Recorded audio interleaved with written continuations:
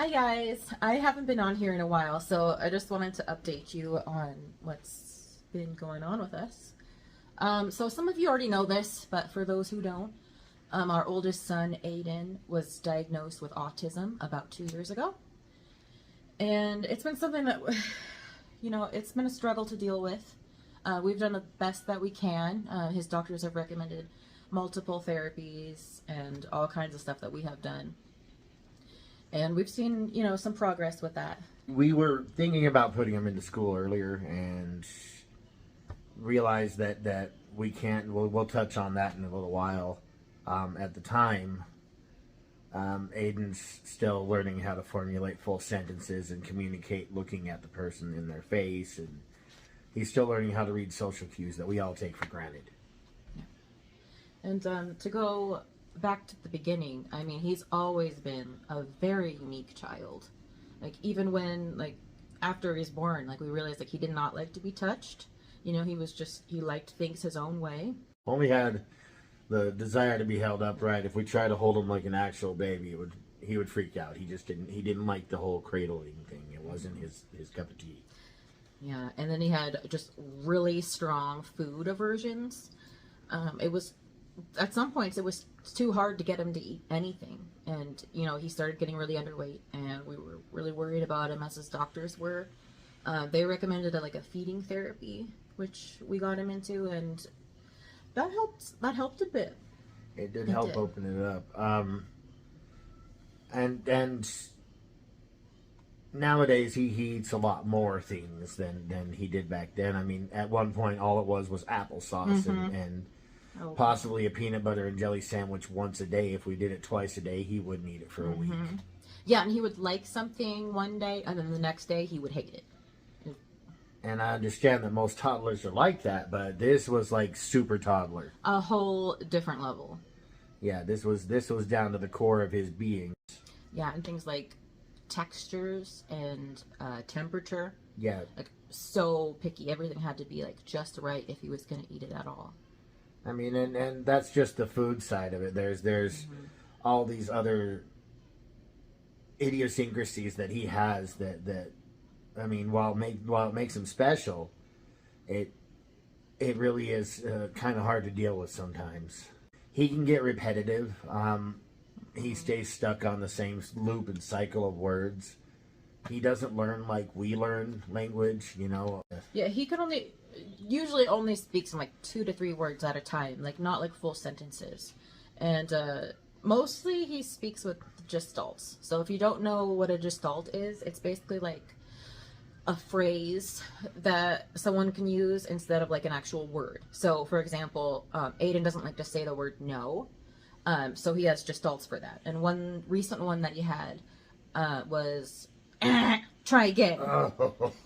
So he would say that instead of saying no. So I'd be like, Aiden, do you want a sandwich for lunch? And he'd be like, try again. And that one was obnoxious. So we stopped answering to that, and then he switched it to not quite. So, Aiden, do you want a sandwich for lunch? Not quite.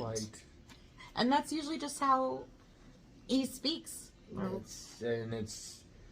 It's getting better as he gets older to incorporate and teach him what words replace the words that he has. But Aiden also doesn't learn like a neurotypical child. Another thing that's really unique about Aiden is the way that he plays with toys. He's never played with them like a neurotypical kid. So, if he's playing with cars or something, he doesn't play with them as much as he just, sorts them and lines them up however he sees fit. Green.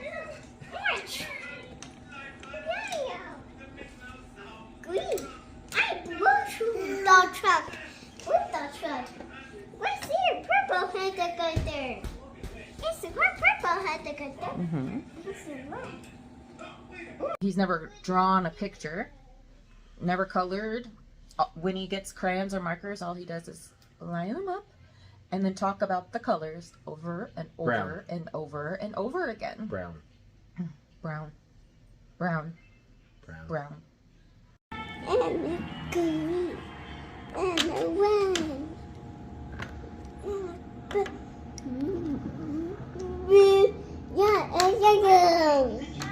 Which color is clear?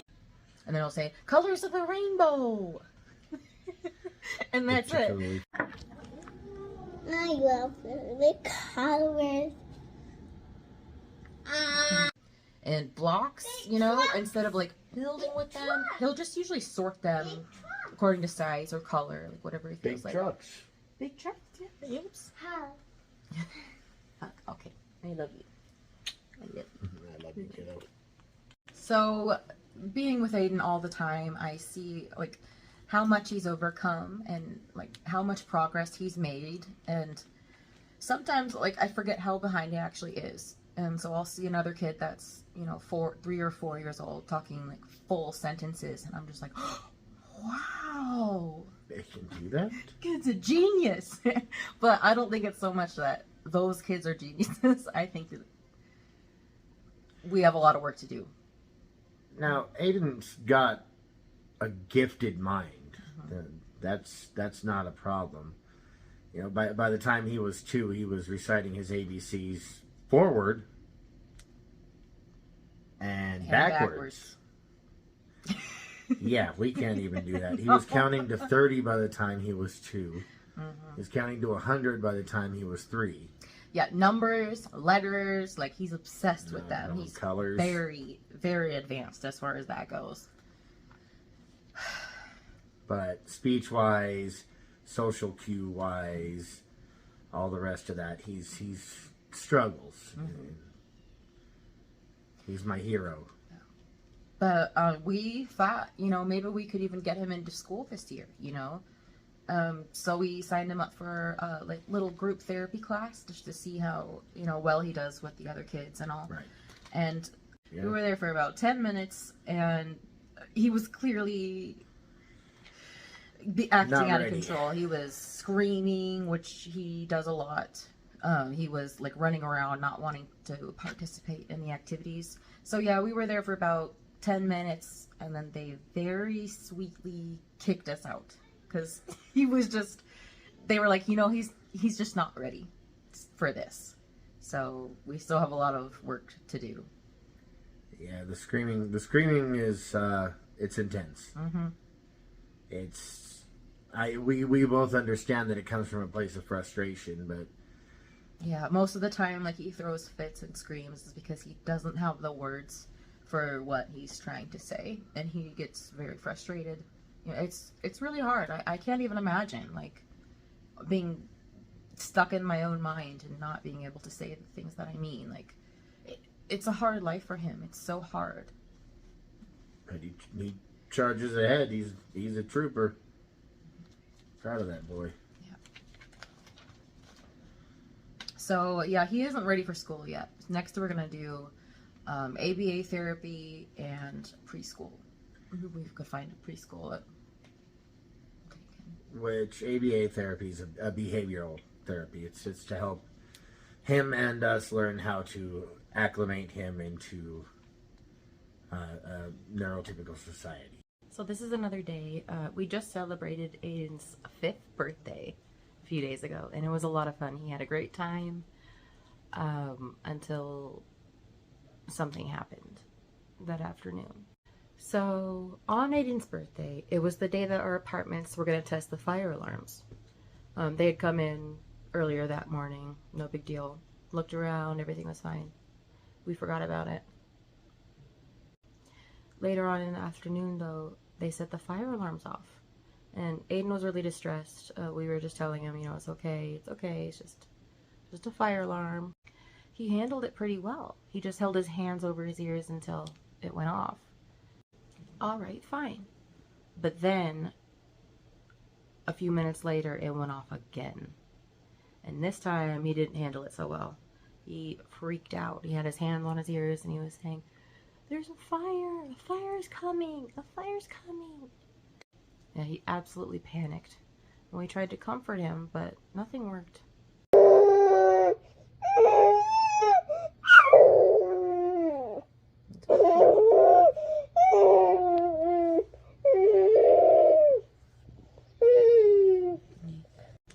He was seriously seriously traumatized. And it was so sad because it was his birthday. And it took like 2 hours for him to actually want to have fun again.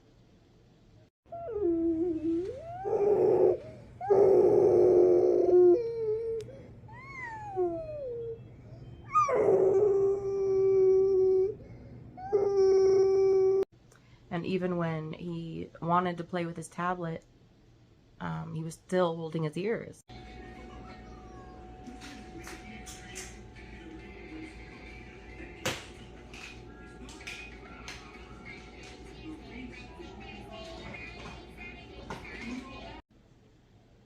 Do you know what's one of the worst feelings in the world? Watching your kids suffer and not being able to help them. That's the worst.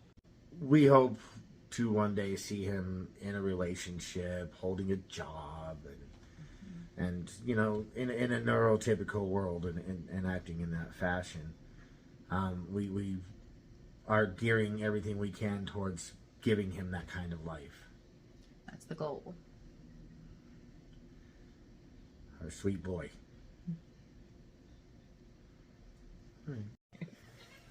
Love this guy. Hey, buddy. Yeah. So, This is there's Aiden. the guy in question. Hey, buddy. Friend. Puppies. 4, Puppies.